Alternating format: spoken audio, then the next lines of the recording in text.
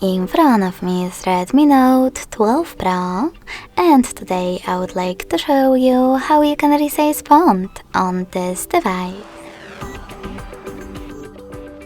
First of all, you need to open Devices Settings and scroll down just a bit to access Display.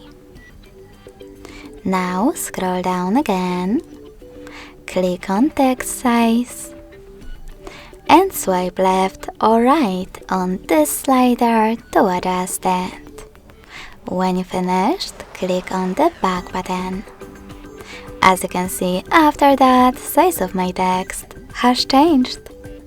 Thanks so much for watching. If you enjoyed this video, smash that like button, comment, and subscribe. Bye!